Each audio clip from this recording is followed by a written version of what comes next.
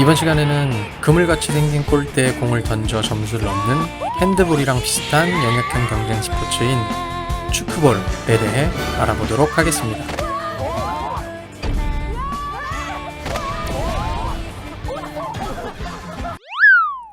축구볼의 기원 및 역사. 축구볼은 스위스 생물학자인 허먼 브렌트 박사가 1970년대에 개발한 팀 스포츠인데요. 브렌트 박사 왈. 기존에 있는 스포츠들은 너무 침략적이고 공격적인 부분이 많다고 생각했습니다.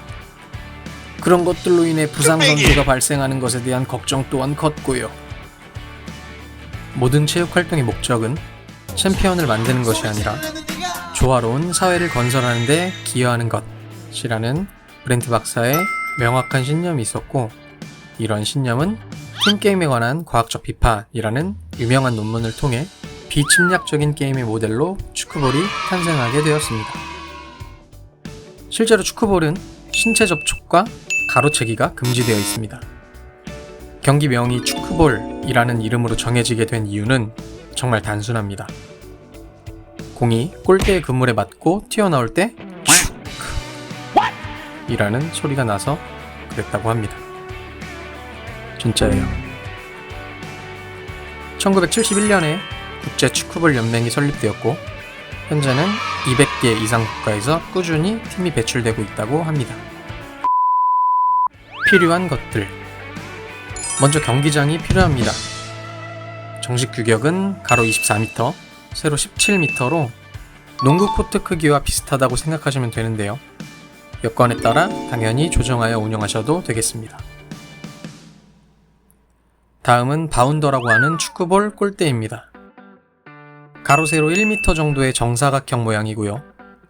탄성이 있는 그물에 공을 던져 튀어나오게 하는 용도로 활용하게 될 골대입니다. 원네트 경기에서는 1개, 투네트 경기에서는 2개가 필요한데, 보통은 투네트 경기를 하게 될 것이고 설명 또한 투네트 기준으로 하도록 하겠습니다. 다음으로는 공입니다. 일반인이나 대학에서 사용하는 국제 축구볼 연맹 공인구, 중고등학교에서 사용하는 한국 축구볼 연맹 공인구, 저학년이 사용하는 스페이스볼, 딱딱하지 않아 부상 위험이 적은 소프트볼 등이 있으니 선택하여 활용하시면 되겠습니다. 저는 한국 축구볼 연맹 공인구에 바람을 넣지 않은 상태로 수업을 진행해 봤는데 훨씬 부상의 위험도 적고 학생들도 공을 덜 무서워하는 현상들이 보였습니다. 그 외 팀을 구분할 수 있는 팀조끼, 점수판, 호각, 초시계 등이 있으면 좀 더 효율적이겠죠. 경기 방법 및 경기 규칙, 경기 인원 및 경기 시간. 먼저 공식적인 경기 인원입니다. 투네트 경기 기준으로 경기 엔트리는 12명이고 시합에 들어가는 인원은 한 팀에 7명이 기본입니다. 최소 경기 가능 인원은 4명이고요. 허나 이 또한 상황에 맞추어 변경하여 운영하시면 되겠습니다. 다음은 경기 시간입니다. 원래는 3피리어드로 나누어 경기가 진행이 되는데요. 남자 일반부, 여자 일반부, 주니어부 등으로 구분이 됩니다. 운영 여건에 맞게 전 후반으로 바꾸셔도 큰 지장은 없습니다. 점 방법 및 상황.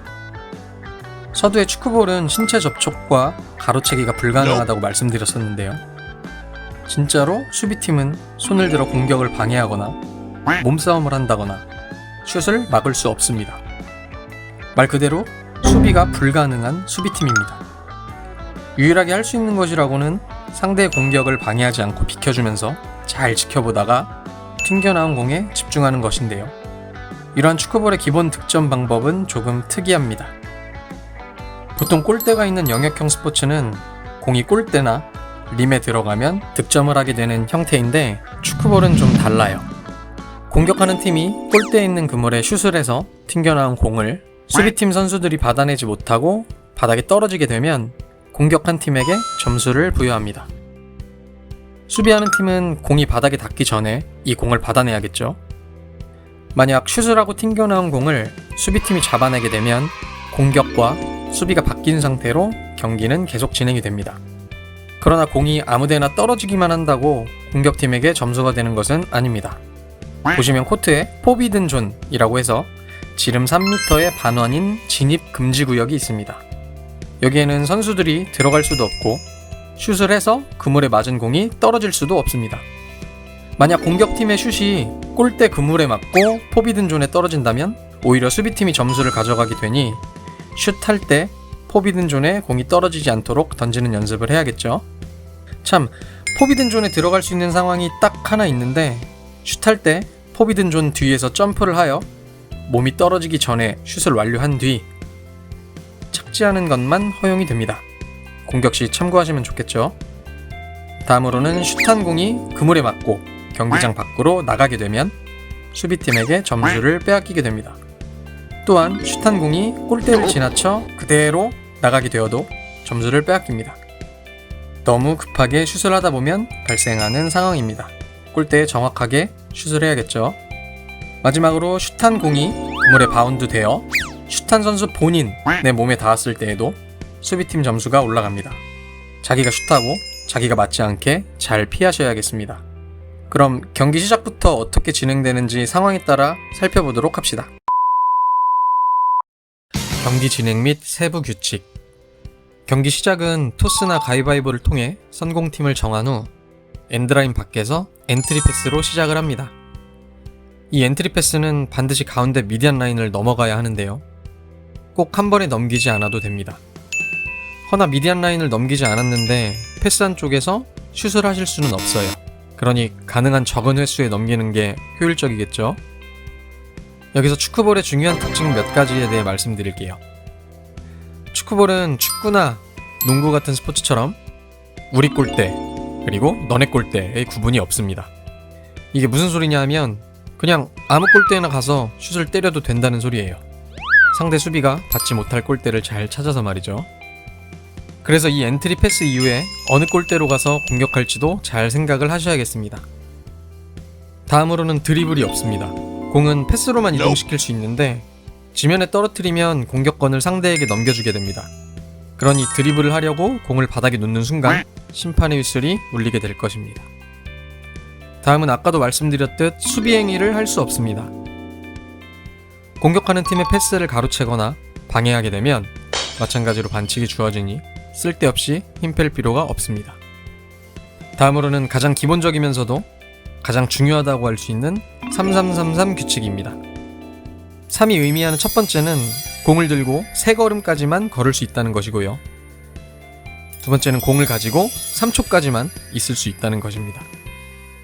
패스를 받고 3초가 되기 전에 다시 패스를 하거나 슛을 하시는 것이 중요하겠습니다. 세 번째는 슛하기 전까지 팀원끼리 패스를 딱 3번만 할 수 있는 것입니다.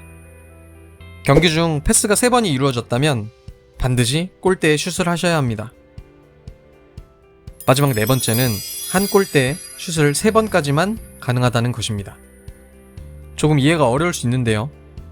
공격팀이 한쪽 바운더에 공격을 했는데 수비가 받는 것에 성공하여 경기가 계속 진행된다고 가정을 하겠습니다. 이때 공을 받아낸 팀이 다시 같은 바운더에 공격을 할 수 있는데요. 우리 골대 너네 골대가 없으니까요.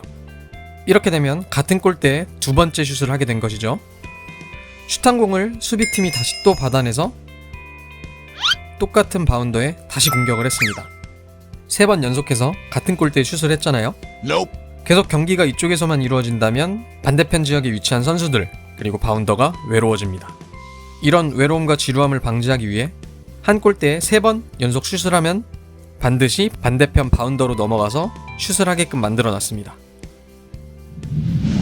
이렇게 공격권이 넘어가게 되는 상황에 대해서도 살펴봤는데요. 반칙으로 공격권이 넘어가게 되면 공을 건네받은 팀이 해야 하는 의식 행위가 있습니다. 바로 브레이크 다운인데요. 공을 양손으로 잡고 바닥에 찍은 뒤 패스로 경기를 재개합니다. 이렇게 핸드볼이랑 비슷하지만 수비를 전혀 할 수 없는 숫자 3과 깊은 연관이 있는 축구볼이라는 종목에 대해 알아봤습니다. 단순히 공을 세게 던지는 것만이 중요한 게 아닌 여러 전략과 팀워크가 발휘되었을 때 더 좋은 경기력을 가져오는 축구볼을 잘 하려면 어떻게 해야 할지 고민을 해보셨으면 하는 바람과 함께 이번 영상 마무리하겠습니다. 감사합니다.